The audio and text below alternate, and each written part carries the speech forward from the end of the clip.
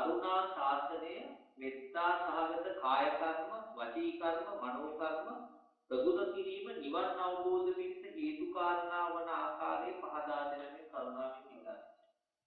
මේ පිළිතුර ඇහෙත් ඇති ප්‍රශ්නේ කරුණා ශාසනය පිළිබඳව මෙත්තා සහගත කාය කර්ම, වචී කර්ම, මනෝ කර්ම තුලින් නිවන් මඟ පෑදෙන ආකාරය කොහොමද කියන එක තමයි මේ ප්‍රශ්නේ අහන්නේ. මෛත්‍රී භාවනාව කිව්වහම ක්‍රම දෙකක් තියෙනවායි කියන කාරණේ දෙවන මෙත්තා සූත්‍රය නැත්නම් හලිද්ද වසන සූත්‍රය කියන සූත්‍රය හොඳින් විග්‍රහ කරලා තියෙනවා. ඒ අනුව තේරුම් ගන්න ඕනේ මෛත්‍රිය කිව්වහම අපි ආර්ය මෛත්‍රිය කියලා අපි වචනයක් ප්‍රකාශ කරන්නේ ඒ ශාසන මෛත්‍රී වඩන ක්‍රමය. ලෝක සම්මත මෛත්‍රී වඩන ක්‍රමයක් තියෙනවා. ඒක තමයි අපි සම්මතයෙන් අද වෙනකම් බොහෝ තැන්වලත් විග්‍රහ වෙලා මෙතේ කාලෙකුත් තිබුණේ. සියලු සත්‍යය නිදුක් වෙත්වා, නිරෝගී වෙත්වා, සුවපත් වෙත්වා, දුකෙන් මිදෙත්වා කියලා අපි ඒ විදිහට කියලා අදහස් අරගන්නවා. නිදුක් වීම කියලා කියන්නේ සත්‍යයකට දුකක් කරදරයක් නැතුව ඉඳ ලැබේවා කියන අදහස. නිරෝගී වෙත්වා කියලා කියන්නේ ලෞකික අදහස. නිරෝගී වෙත්වා කියන්නේ කොත්තමල්ලි උග්‍රහ බොන තරම්වත් ලෙඩක් රෝගයක් ඇදින්නේ නැතුව නිරෝගීව ඉඳ ලැබෙත්වා කියන අදහස. සත්වයින්ටත් කිසිම ලෙඩක් රෝගයක් නැතුව ඉඳ ලැබෙත්වා කියන අදහස ගන්න. සුවපත් වේවා කියන එක ඔය අටුවාචාරින් නෙමෙයි අත කථාචාරින් වහන්සේලා විග්‍රහ කරලා තිබුණේ මගුල් ගෙදරක සන්තෝෂයෙන් ඉන්නවා වගේ සතුටෙන් ඉන්න ලැබෙත්වා කියන අදහස කියන එකයි මෑත කාලේදී විග්‍රහවල තියෙන්නේ. දුකෙන් මිදෙත්වා කියන වචනේ කියනවා. ඉතින් නිවන් දැකීමට අදහස් කරන අදහස එන්නේ කලාතුරකින් දුකක් නැතුව ඉන්න ලැබෙත්වා කියන නැවත වාරයක් ඔය වචනේම අහනවා.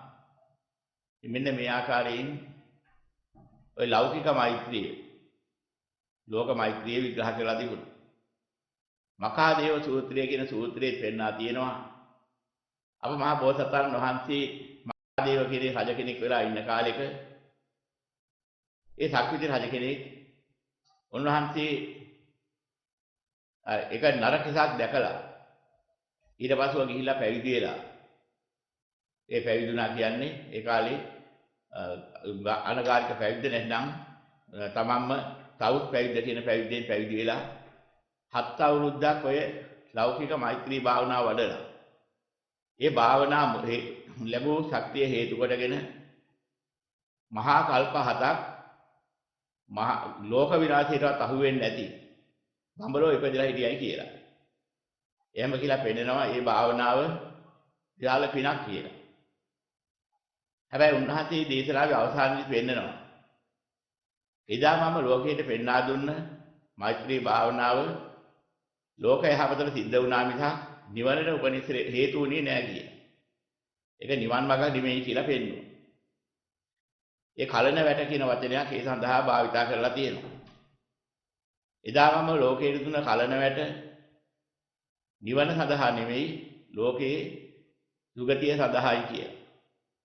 නමුත් අද මම දෙන කලන වැට නිවන කෙලවර කර පවතිනවායි කියලා විශේෂ දේශනාවක් කරලා තියෙනවා. ඒතර අන්නේ ආකාරයෙන් පෙන්නලා තියෙනවා ඒ අවස්ථාවක ඒ වෙනස මොකක්ද කියන කාරණා. ඒතර මේ හලිත වසන සූත්‍රයේදීත් පෙන්නලා තියෙනවා විසුණු වහන්සේලා පින්ඩපාත වැඩි අවස්ථාවක කාල වේලාව තව තියෙන උදෑසන නිසා ළඟ තිබිච්ච අන්‍ය පරිබ්‍රාජික අසපුව කරා ගිහින් තියෙනවා. ඒ වෙලාවේදී ඒ අසපුවේ හිටපු පරිබ්‍රාජික පිරිස උන්වහන්සේලාගෙන් අහනවා ඔබ වහන්සේලාට බවත් ගෞතමයන් වහන්සේ මෛත්‍රී භාවනාව කියා දෙනවා. ඉතින් උන්වහන්සේලා කියන අපිට කියා දීලා තියෙනවා. ඒ කියන්නේ මෙහෙමනේ කියලා අන්‍ය පරිබ්‍රාජික ක්‍රමයක් කියනවා.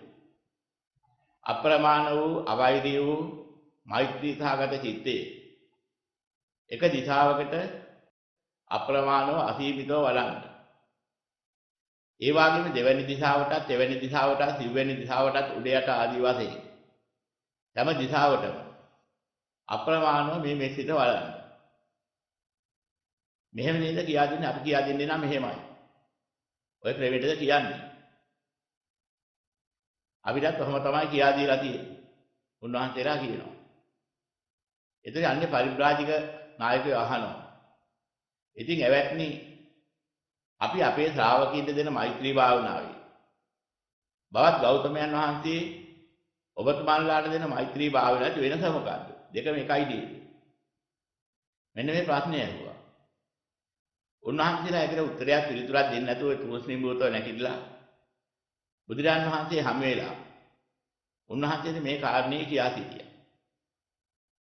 ඒ කියා සිටපු වෙලාවේ බුදුරජාණන් වහන්සේ ඒ ශ්‍රාවකයන්ට බුද්ධ ශ්‍රාවකයන්ට දේශනා කරනවා මහණනි ඔය අන්‍ය පරිබ්‍රාජකයෝ දුරපටන් ගිනපු වචනමාලාවක් අරගෙන අන්නේ වචනමාලාව භාවිතා කරනවා මිස මේ කිසිම අර්ථයක් ගැඹුරක් දන්නේ නැහැ. ඒකයි මේ කාරණේ. මාහා සම වෙන්න හදන්නේ ඒකයි. ඒ පරිබ්‍රාජකයේ මෙන්න මේ ප්‍රශ්න ටික අහනවා නම් අහන්න. කෙසේ වඩන ලද මෛත්‍රී භාවනාව මෙලොව කෙබඳු ප්‍රතිඵලයක් ලබා දෙනවද? පරලොව කෙබඳු ප්‍රතිඵලයක් ලබා දෙනවද? එහි අවසානයේ කුමක්ද? කෙසේ වඩන ලද කරුණා භාවනාව මෙලොව කෙබඳු ප්‍රතිඵලයක් ලබා දෙනවද? පරලොව කෙබඳු ප්‍රතිඵලයක් ලබා දෙනවද? එහි අවසානයේ කුමක්ද? කෙසේ වඩන ලද මුදුතා භාවනාව මෙලොව කෙබඳු ප්‍රතිඵලයක් ලබා දෙනවද? පරලොව කෙබඳු ප්‍රතිඵලයක් ලබා දෙනවද? එහි අවසානයේ කුමක්ද? ඔය ආකාරය. කෙසේ වඩන ලද උපේක්ෂා භාවනාව මෙලොව කෙබඳු ප්‍රතිඵලයක් ලබා දෙනවද? පරලොව කෙබඳු ප්‍රතිඵලයක් ලබා දෙනවද? එහි අවසානයේ කුමක්ද? මෙන්න මේ ප්‍රශ්න ටික අහන්න. වචන පදවැලක් පමණක් අරන් ඉන්න යන්නේ පරිබ්‍රාජකයෝ. මේකට කෙසේ උත්තර දෙන්නද? මේ ප්‍රශ්න ටිකට සතුටුදායක පිළිතුරක් ලබා දෙනවා.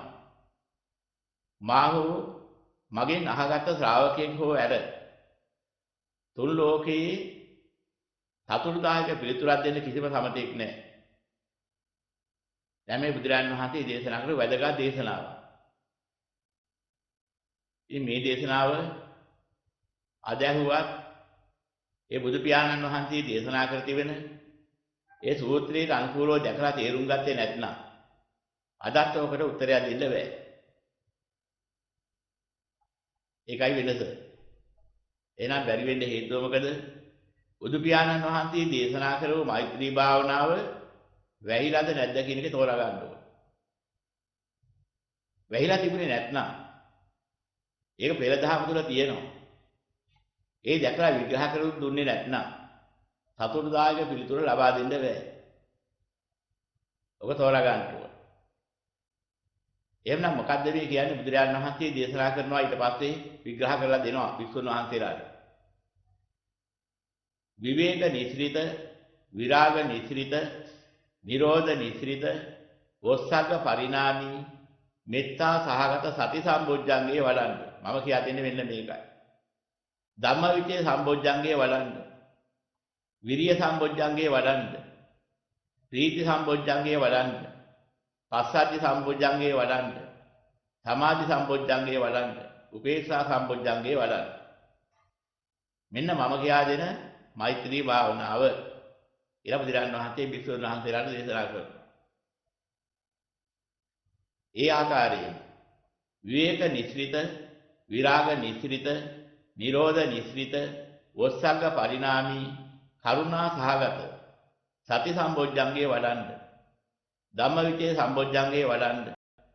විරිය සම්බොජ්ජංගේ වඩන්න. ප්‍රීති සම්බොජ්ජංගේ වඩන්න. පස්සද්ධි සම්බොජ්ජංගේ වඩන්න. සමාධි සම්බොජ්ජංගේ වඩන්න. උපේක්ෂා සම්බොජ්ජංගේ වඩන්න. මෙන්න බුදුරජාණන් වහන්සේ කරුණා සහගත භාවනාව පෙන්වා දුන්නා. විවේක නිස්ෘත, විරාග නිස්ෘත, නිරෝධ නිස්ෘත, වොස්සග්ග පරිණාමී, මුදුතා සහගත සති සම්බොජ්ජංගේ වඩන්න. ධම්මවිචේ සම්බොජ්ජංගේ වඩන්න. විරිය සම්බොජ්ජංගේ වඩන්න. ප්‍රීති සම්බොජ්ජංගේ වඩන්න. පස්සද්ධි සම්බොජ්ජංගේ වඩන්න. සමාධි සම්බොජ්ජංගේ වඩන්න. උපේක්ෂා සම්බොජ්ජංගේ වඩන්න. මෙන්න බුදුරජාණන් වහන්සේ දේශනා කළ මුදුතා භාවනාව. විවේක නිස්ෘත, විරාග නිස්ෘත, නිරෝධ නිස්ෘත, වොස්සග්ග පරිණාමී උපේක්ෂා සහගත සති සම්බොජ්ජංගේ වඩන්න. ධම්මවිචේ සම්බොජ්ජංගේ වඩන්න. විරිය සම්බොජ්ජංගේ වඩන්න. ප්‍රීති සම්බොජ්ජංගේ වඩන්න. පස්සද්ධි සම්බොජ්ජංගේ වඩන්න. සමාධි සම්බොජ්ජංගේ වඩන්න. උපේක්ෂා සම්බොජ්ජංගේ වඩන්න. මෙන්න මේකයි මම මගේ ශ්‍රාවකයන්ට පෙන්නන මේ භාවනාව. සතර බ්‍රහ්ම විහරණ. මෙත්තා කරුණා මුදිතා උපේක්ෂා කියන මේ භාවනාව මෙන්න මේකයි කියලා. බුදුරජාණන් වහන්සේ විග්‍රහ කරලා දෙනවා. එහෙම දිලා පෙන්නනවා. යම් කෙනෙක් මේ ක්‍රමයට මේ මෙත්තා භාවනාව ප්‍රගුණ කළොත් මෙලොවදී මෙත්තා සහගත සමාධිය ලබනවා. ඒක හරි ගැඹුරු අප්‍රමාණ සත්වයන් කෙරෙහි පැතිරිච්ච නිවන මුල් කරගත්ත සාන්තිය නිසා ඇතින මහා අකම්පේ භාවය. අකම්පේ වූ මහා සමාධිය. ඒකට කියනවා අප්‍රමාණ සමාධිය කියලා.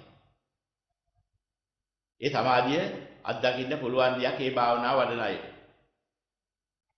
ඒ චිත්තේ නැගිනකොට විශාල සැනසීමක් සහිතව මහා සාන්තියටපත් වෙලා හිත බොහෝම නිදහස් වෙලා විශාල සමාධියක පිහිටනවා. බොහෝ ප්‍රසාද සහගත සමාධිය. මෙන්න මේ සමාධිය මෙලොව ලැබෙන ප්‍රතිඵලය.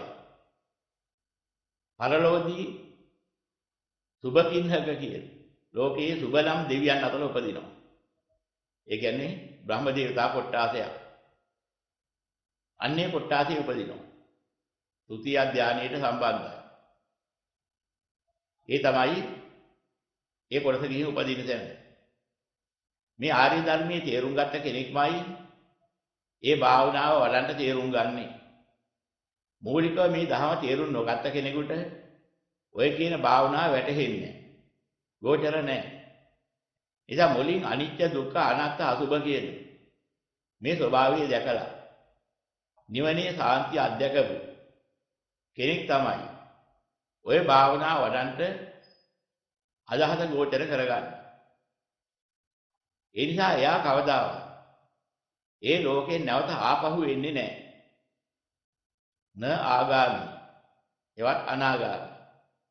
ආගාමි කියන්නේ නැවත වාරයක් බබලෝ ඉපදුනත් කාම ලෝකයට එනවනම් කාම ලෝකේ නැවත උපදින්න සිද්ධ වෙනවනම් ඒ අයට කියනවා ආගාමී අය. නැවත එනවා. ආගමනය කරනවා. ආපස්සට ගමන් කරනවා. එහෙනම් මේ භාවනාව වඩලා ගිය කෙනෙක් නැවත ආපසු ගමන් කරන්නේ නැහැ කාම ලෝකේ. එහෙනම් මොකද වෙන්නේ? ඒ ලෝකයේදීම අවසානයේදී පිරිනිවන් පානවා මිස අරිහත්ත්වයටපත් වෙලා හෝ පිරිනිවන් පානවා මිස නැවත කාම ලෝකයේ උපතන කවදාවත් එන්නේ නැහැ. ඒකට කියනවා අනාගාමී කියලා. අනාගාමී ඵලය එක. අනාගාමී ඵලය කියන්නේ සෝවාන් සකුද්දාගාමී අනාගාමී කියනා වූ මාර්ගඵල අතරේ තුන්වෙනි මාර්ගඵලය. ඒ ඵලය ලැබුව කෙනෙක් උපදින්නේ සුද්ධාවාස බඹලෝ. නැවත ආපහු නොයන අර්ථයෙන්මයි අනාගාමී කියන්නේ. ඒ නිසා මෙහි පුද්ගලයාත් මේ මෛත්‍රී භාවනා වැඩු ආර්ය පුද්ගලයා ඒ හේතුවෙන් සුභකින්නක කියන බබලෝ උපන්නට පස්සේ නැවත කාම ලෝකෙට නොයන නිසා එයාට කියනවා අනාගාමී වුණා. අනාගාමී කියලා. නැවත එන්නේ නැහැ කියන එකයි අර්ථය. සසර ගමනේ දුක ඔක්කොම කෙලවර කරනවා එහිදී. මෙන්න මේකයි අවසාන ප්‍රතිඵලය. ඔය ප්‍රතිඵලයේ මේ බුද්ධ ශාසනය තුළ තියෙන මේ ආර්ය මෛත්‍රිය ලබනවා මිස වෙන කිසි එකකින් ලබන්න බෑ. ඔබ තෝරා ගන්න ඕනේ ඉස්සෙල්ලා. ඒ වගේම අර කිව් ක්‍රමයටම ආර්ය ධර්මයට අනුව බුදුරන් වහන්සේ පෙන්නපු ක්‍රමයට විවේක නිසිත විරාග නිසිත නිරෝධ නිසිත වස්තක පරිණාමී කරුණාසහගත සත්වෝජංග වඩන්න කියලා පෙන්නපු ක්‍රමයට. එසේ වඩන කට්ටිය පිරිස මෙලෝදී ලබනවා කරුණා සහගත සමාධිය නැවති අප්‍රමාණ සමාධිය. ඒ සමාධිය මහා බලවත් මහා අකම්පිතාවෙන් යුක්තයි. අප්‍රමාණ ගුණ ඇති සමාධිය. මෙලෝ මේ සමාධි සුවයෙන් ඉන්නවා. අනේ මෙලෝ ලබන ඵල ප්‍රතිඵලය. පරලෝකී ආකාසානංචායතන කියන අරූපාවචර දෙවියන් අතර උපදිනවා. ඒ අරූපාවචර දෙවියන් අතර ඉපදින්නේ නැවත ආපහු නොඑන්නයි. නැවත කිසි කාලයක ආපසු ලෝකයකට එන්නේ නැහැ. එහිදීම අරිහත්ත්වයටපත් වෙලා පිරිනවම් පානවා. ඒ තමයි කරුණා භාවනාව වඩපු අයට ආර්ය පුද්ගලයින්ට ලැබෙන පරලෝක ප්‍රතිඵලය. එහි අවසානයේ අරිහත්ත්වයෙන් නැත්නම් පිරිනවම් පෑමෙන් සතර දුක සියල්ල කෙරවර කරනවා. ඔය ආකාරව මුදුතා භාවනාව වැඩුවොත් මෙලොවදී මුදුතා සහගත අප්‍රමාණ සමාධිය ලබනවා. ඒක විශාල සමාධියක්, අකම්පි සමාධියක්. ලෝක සත්‍යයේ කෙරෙහි සැඩ ගතියක් කවදාවත් ඒ හිතේ පහළ වෙන්නේ නැහැ මොනවා කරලා. මුදුමලොක් මනස කවදාවත් සැඩ බවටපත් වෙන්නේ නැහැ. ඒ ජීවිතාන්තය දක්වාමත් උන්වහන්සේ සමාධියෙන් ඉන්නවා. ඒක වහා සමාධියක්. ඒක හරි අකම්පයයි. අන්නේ සමාධියෙන් මෙලොව ආනිසංස වශයෙන් ඒ ටික ලැබෙනවා. අර්ලෝ වශයෙන් විඥානංචායතන කියන අරූපාවචර දෙවියන් අතර උපදිනවා. නැවත වාරයක් කවදාවත් ඒ උත්තරයට ආපහු ඉන්නේ නැහැ. කාම ලෝකයකට හෝ ආපහු ලෝකයකට ඉන්නේ නැහැ. එහිදීම අරිහත්ත්වයටපත් වෙලා පිරිනවම් පානවා. මෙන්න මේක තමයි අවසාන ප්‍රතිඵලය. ඒ වගේම ඒ ආකාරම උපේක්ෂා භාවනාව වැඩුවහම විවේක නිස්සිත, විරාග නිස්සිත, නිරෝධ නිස්සිත, වොච්චංග පරිණාමී උපේක්ෂා සහගත සත්වොච්චංග වැඩු. ඒ ආර්ය උත්තමයා මෙලොවදී උපේක්ෂා සහගත සමාධියටපත් වෙනවා. මොනම හේතුවක් නිසාවත් කම්පාවක් නැහැ. Tamanට ගැහුවත් බැන්නත් කැපුවත් කෙටුවත් මොන කරදර කළත් මොන විදිහේ හිඟි හිංසා කළත් ඔහුගේ මානසිකත්වයේ කිසි දවසක කම්පාවටපත් වෙන්නේ නැහැ. මනස කැළඹෙන්නේ නැහැ.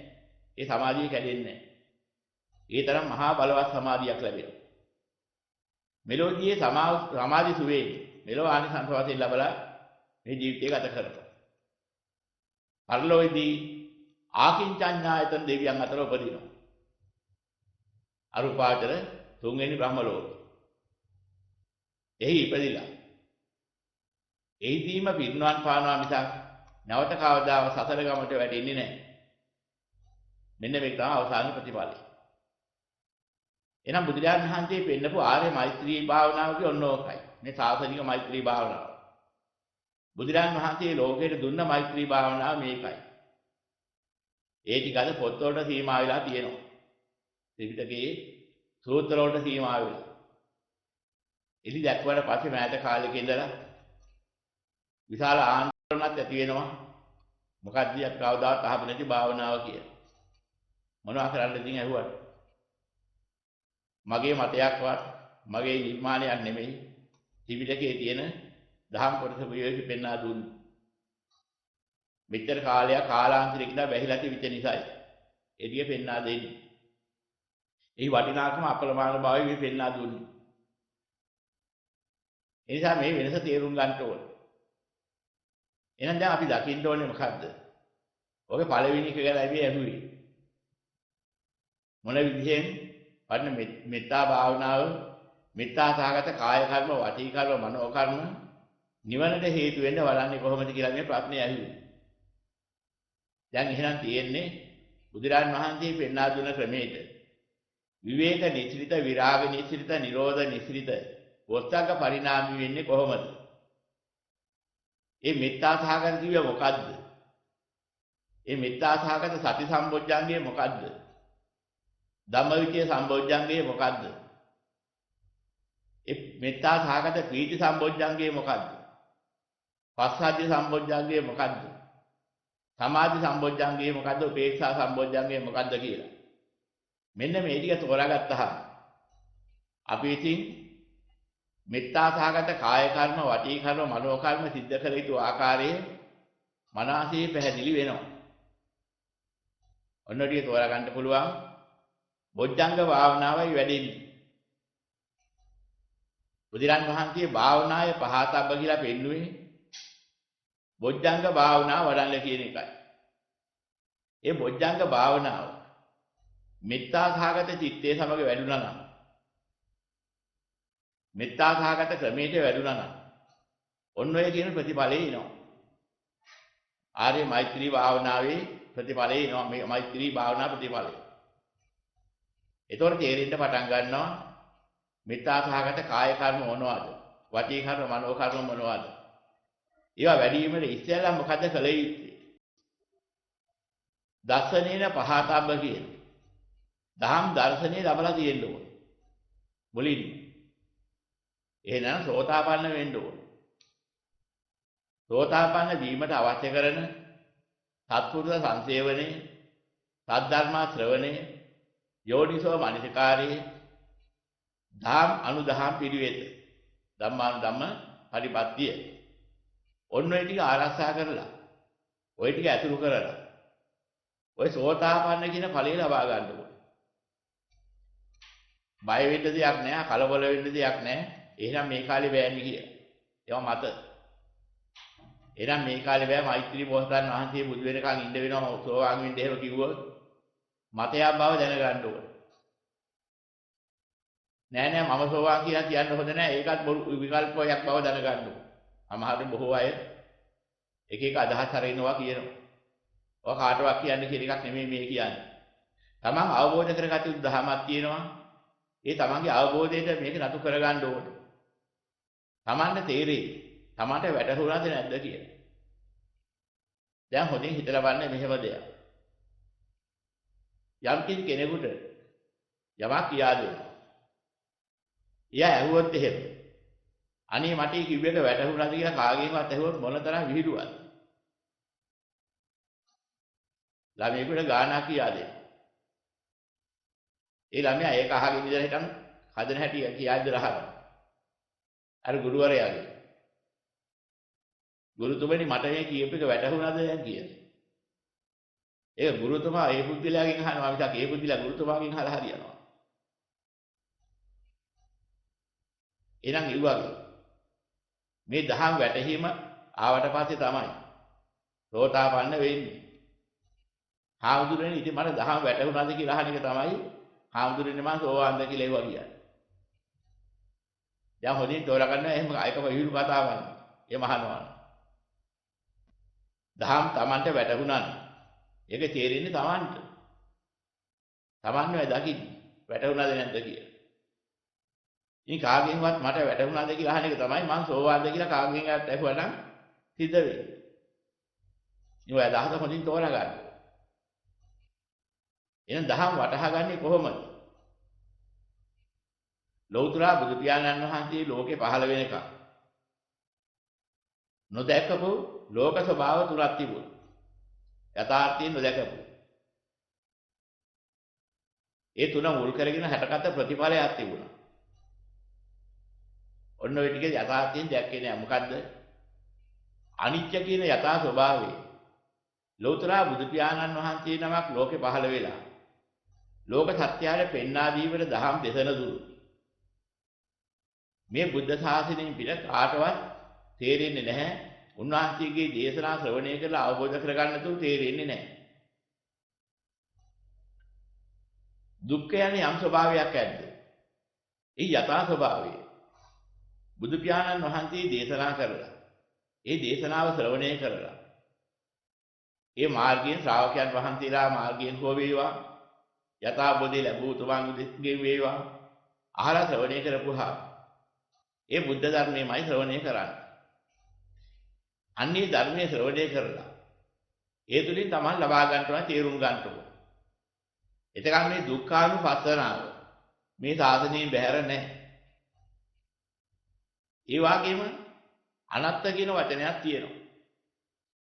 ඒ අනත්ත කියන ස්වභාවය ලෞතර බුදු පියාණන් වහන්සේ ලෝකෙට දේශනා කළා පෙන්නනකම් අර්ථ විවරණ කරලා දෙනකම් විග්‍රහ කරලා හරියට තේරුම් බේරුම් කරලා දෙනකම් මේ ලෝකේ කියා දෙන්න කවුරුවත් නැහැ. කිසි කෙනෙකුට කියා දෙන්නත් බෑ.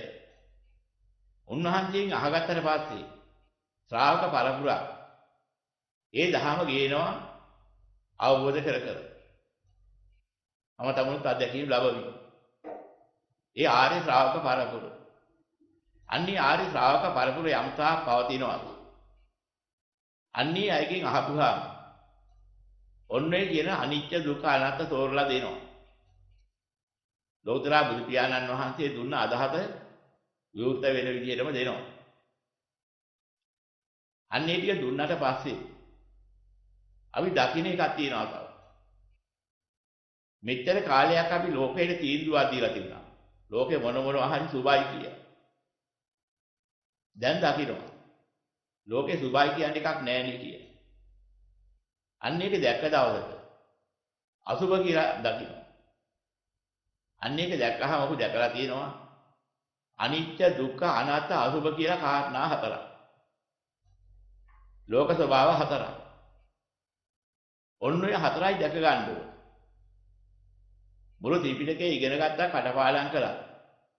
අර්ථවත් ඔය ටික විග්‍රහ කරලා තේරුම් ගත්තේ නැත්නම් අනිත්‍ය දුක්ඛ අනාත්ම අසුභ පදවලට විතර සීමා වෙනවා. එහෙනම් ඔක තෝරා ගන්න ඕනේ හරියට. මොකද්ද අනිත්‍ය කියන්නේ? මොකද්ද දුක්ඛ කියන්නේ? මොකද්ද අනාත්ම කියන්නේ? මොකද්ද අසුභ කියන්නේ? යම් කාලයක මේ දහම් වැහුණහම අර්ථ වැහුණහම ඒ අර්ථ වැහුණාට පස්සේ නැවත වාරයක් විවෘත කරගන්න නම් බෑ සාමාන්‍ය කෙනෙකුට. කවදා හරි ආර්ය උතුමෙක්ම හිටියනම් කොහේ හරි ඒ ආර්යයන්ට මේක ගෝචර වෙනවා. ඒතර බැලුවත් ඒ සූත්‍රයේ බැලුවත් අනික් අයට ගල පිට කැඳ වැක්කෙදුවා වගේ. ඒකේ අර්ථය කිදා බහින්නේ. මේ අර්ථය මේකද කියලා වැටහෙන්නේ. ඒ දහම් ඉව කියන එක නෑ. ආර්යෝ කෙනෙකුට ගෝචර වුණොත් එතෙන්දී අර්ථය හොඳට පැහැදිලිව තේරෙනවා වැටහෙනවා. ඊට පස්සේ නැවත කියා දෙනවා. ඒ කියන පළපුරින් අවබෝධය ලබන සියල්ලෝ ආර්යෝ වෙනවා. සෝතාපන්න වෙනවා. සියල්ලෝ මුද්‍රම් බැරි වුණා. අහගත්ත තේරුම් ගත්ත අය. අන්න ඒකෙන් ඉස්සෙල්ලා දැන් ඕක විග්‍රහ කරලා තිනවා බොහෝ කොටම ඉතින් මොකද්ද ඉස්සෙල්ලා කරගත්ත යුත්තේ කියන්නේ. අනිත්‍ය ගැන දුක්ඛ ගැන අර්ථ ගැන බොහෝ විස්තර දීලා තියෙනවා. ඒවා පින්නතුන් අහලා ඇති. අසුභ කියන එකත් තේරුම් ගන්න ඕන ඒ විදිහට. අසුභ භාවනාව කිව්වහම පිළිකුල් භාවනාව කියලා ආචාර්යවාද දීලා තියෙනවා. අසුභ භාවනාව කියනකොට පිළිකුල් භාවනාව කියලා වචනයක් දීලා කේස් කැතයි කේස් ගඳයි කේස් පිළිකුලයි ලෝම කැතයි ලෝම ගඳයි ලෝම පිළිකුලයි නියපොතු කැතයි නියපොතු ගඳයි නියපොතු පිළිකුලයි මේ විදිහේ භාවනාවක් කියා දෙනවා. මම ඒවා විවේචනය කරනවා නෙමෙයි ඇත්ත නැත හොයලා බලන්නයි මේ කියා දෙන්නේ. තේරුම් ගන්න. පුද්ගල විවේචනයක් හෝ යම් කිසි භාවනා මධ්‍යස්ථාන විවේචනයක් නෙමෙයි මේ කියන්නේ. යමක් තේරුම් ගැනීමට ක්‍රමයක් කියා දෙන්නේ. න්‍යායානුකූලව දකින්න ඕනේ මෙහෙම දෙයක්. ඔය භාවනාවට තවත් කියනවා කායගත සතිය කියලා. අපි ඔය කොටස් 32ක් වෙන් කරලා බලන ක්‍රමයක් තියෙනවා. ඒ භාවනාවට තව කියන නමක් තමයි කායගත සතිය. බුදු පියාණන් වහන්සේ දේශනා කරනවා. යමෙක් කායගත සතිය නොවඩන්නේද ඔහු නිවන් මඟ නොවඩයි. යමක් කායගත සතිය ප්‍රමාද කරන්නේද ඔහු නිවන් මඟ ප්‍රමාද කරයි. යමෙක් කායගත සතිය වඩන්නේද ඔහු නිවන් මඟ වඩයි. යමෙක් අප්‍රමාදව කායගත සතිය වඩන්නේද ඔහු අප්‍රමාදව නිවන් මඟ වඩයි. දැන් මේ විශේෂයක් වෙන්නවා. කායගත සතිය නැති තැන නිවන් මඟක් නැහැ. එහෙනම් හොඳට තේරුම් ගන්න ඕනේ පිළිකුල් භාවනාව නැති තැන නිවන් මඟක් නැහැ කියන එක මේ පෙන්නන්නේ.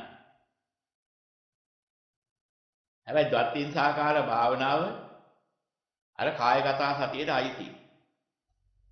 ඒ භාවනාව කායගත සති භාවනාව. ඒතර මේ කායගත සති භාවනාව කියන්නේ ඔය කෙස් ගඳයි කෙස් මේවා කැතයි කෙස් පිළිකුලයි ආදී වශයෙන් ඔය කියන ටික නම් නිවන් දැකීමේ නිවන් අවබෝධයේ මේ සියලු සංඛාර පිළිබඳව අනිත්‍ය වශයෙන්, දුක්ඛ වශයෙන්, අනාත්ම වශයෙන් කොයි ආකාරයෙන් හරි දකින්න ඕනේ. එහෙම දැකලා මේ ලෝක අසුභ බව දකින්න ඕනේ. දැකලා මේකෙන් මිදෙන තැනට නිවනට හේතුකාරක ලබන්න ඕනේ.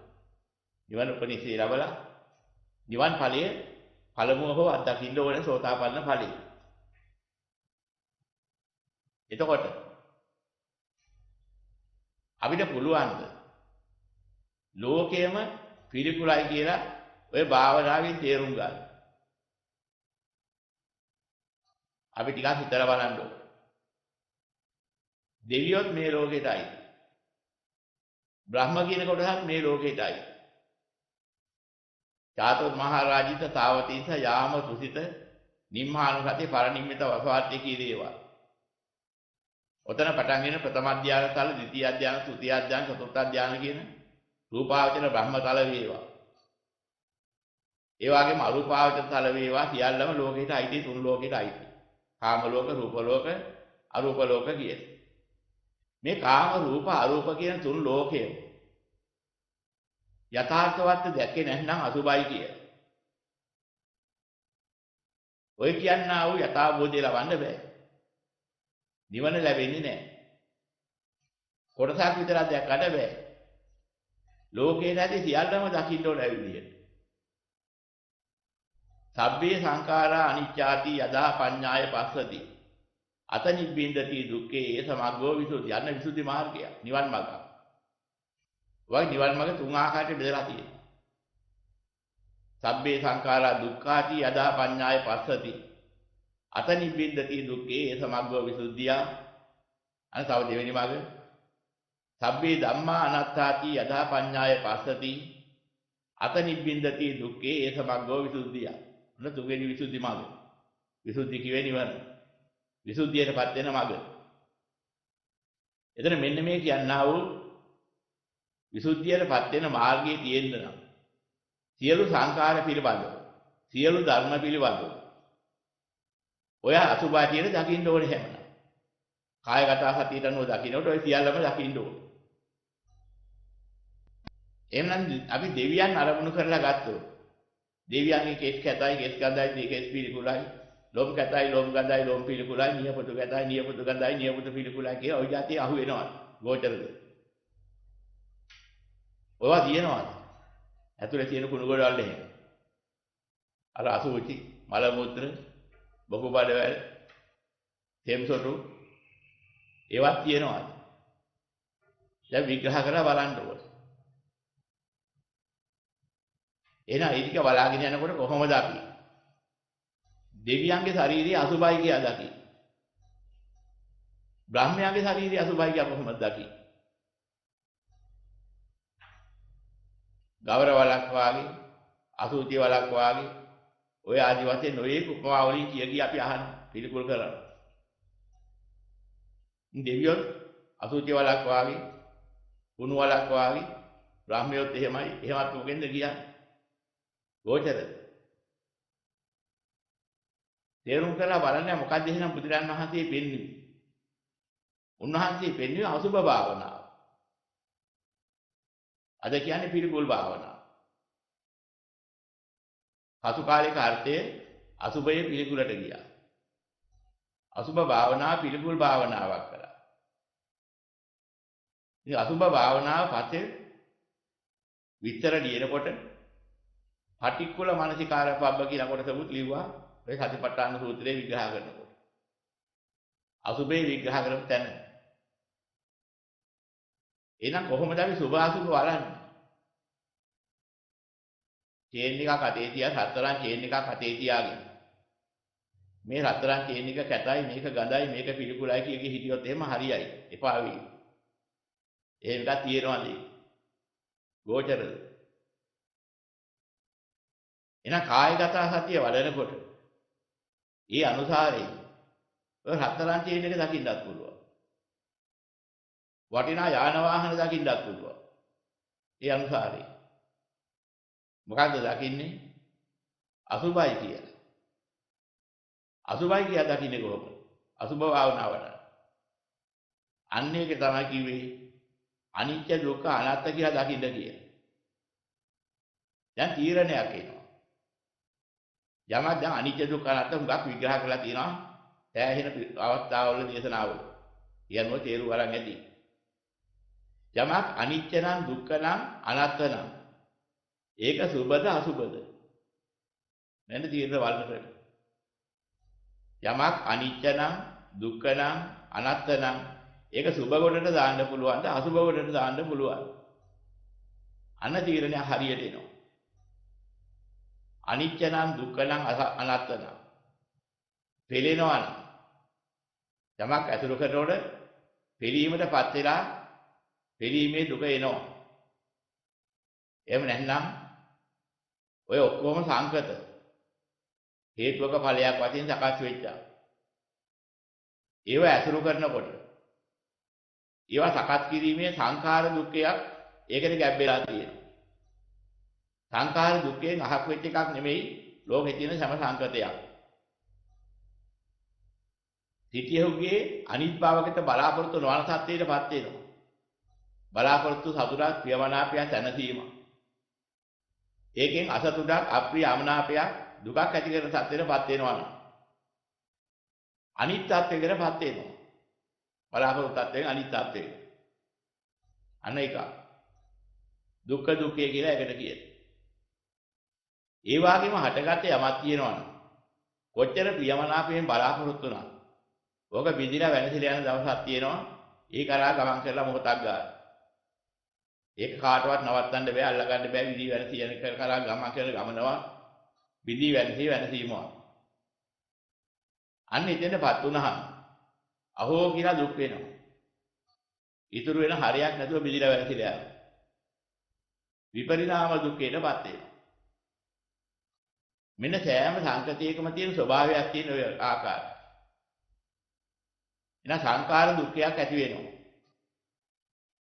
අපි ඕකට කියනවා දුක්ඛානුපස්සනාවෙන් දකින්න ඕනේ. අනිත්‍යත්වයකටපත් වෙනවා. අනිත්‍ය තත්වයකටපත් වෙනවා. සිංහල වචනේ අනිත්‍යත්වයකටපත් වෙනවා. දුක්ඛ දුක්ඛයක් හට ගන්නවා. අනිත්‍යානුපස්සනාවෙන් දකින්න ඕනේ. සිටියෝ ඒ වගේම ඒ විදි යාමක් වෙනසීමක් වෙනවා. අල්ලගන්න හැදුවට කවදාවත් අල්ලගන්න බෑ මොහොතක්වත් වෙනසෙනදී. වෙනසීම යකරා යන ගමන නවත්තා ගන්නත් බෑ. මොනවා අල්ලන්න හැදුවත් අල්ලන්නත් බෑ. අල්ලන්න බැරි නිසා අනත්ත තත්ත්වයටපත් වෙනවා. එහෙනම් එහෙම දෙයක් නම් ඒකේ ස්වභාවය. සුබද අසුබද? සුබ එකක්වත් හම්බ වෙයි. ඔච්චර ඇසුරු කළා.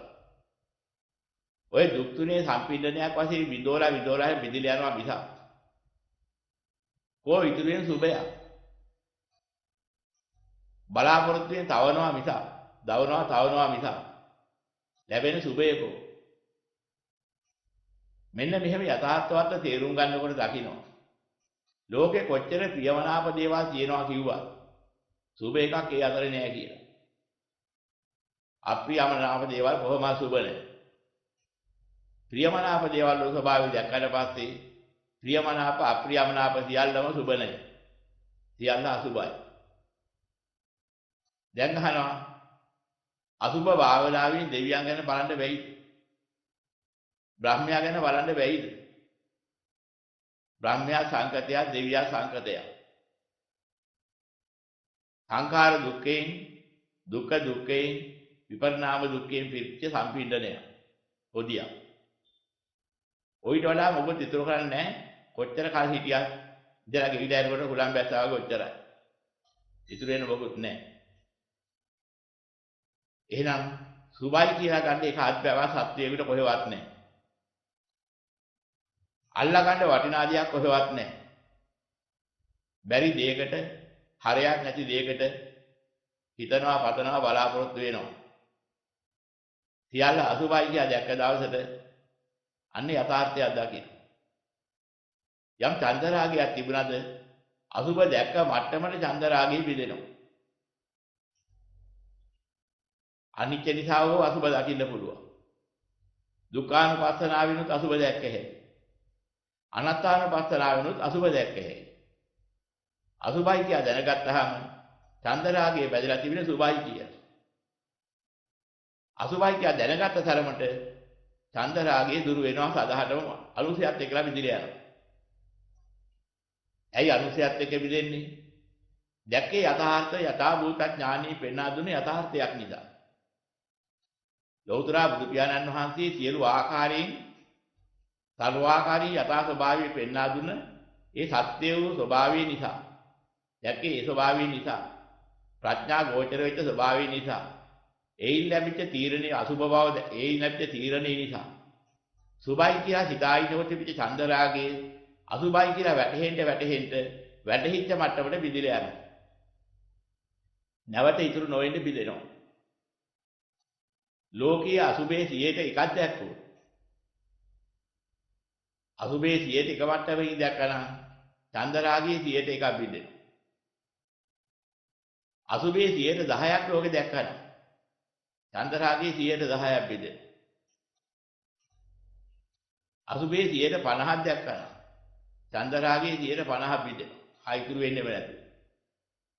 අසුභයේ 100%ක්ම දැක්ක දාට චන්දරාගයේ 100%ක් විදිහට අධිහතරපත් වෙනවා. මොදින් තෝරා ගන්න ඕනේ සිද්ධිය. ස්වභාවය. එහෙනම් මේ ටික මුලින් දැනගෙන ඉන්න ඕනේ. මෙන්න මේක දැනගත්තාට පස්සේ කුමද්ද සුභ කුමද්ද අසුභ කියන ප්‍රශ්නෙට උත්තරයක් එනවා. යමක් නිච්චනම් සුඛනම් අත්තනම් සුභයි. හැබැයි ලෝකයේ ඇතුළට සම්බන්ධ වෙන්න නිච්ච සුඛ අත්ත එකක්වත් නැහැ. පිළිෙන්නේ නැති ඒ වගේම උත්සාහයක වීරියක දුකක් නැති කවදාවත් වෙනසීමක් නැති යම් ස්වභාවයක් ඇද්ද. ඒ නිවන. ඒකේ කොටසක් ලබනවා මේ ජීවිතේ ඉඳදී. රාගක්ඛයෝ නිබ්බානං, ද්වේෂක්ඛයෝ නිබ්බානං, මෝහක්ඛයෝ නිබ්බානං කියලා. රාග, දේශ, මෝහ ක්ෂය වෙලා යනවා සදහටම. අන්න ඒ නිසා තිබිච්ච රාගගිනි, ද්වේෂගිනි, මෝහගිනි සදහටම නිවිලා යනවා. ඒ අරිහතුන් වහන්සේ.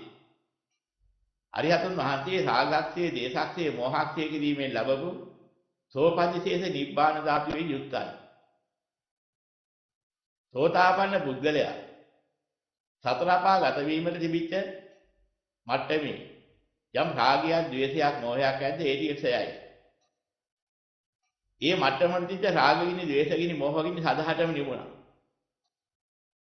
අන්නේ මට්ටමේ සෝතාපන්න පුද්ගලයා ඒ මට්ටම ලබලා තියෙනවා. ඒ මට්ටමට අසුබ දැක්කා. තව ඉතුරු ටිකයි සුභ ධාතයෙන් විපරීත සංඥාවක ඉන්නේ.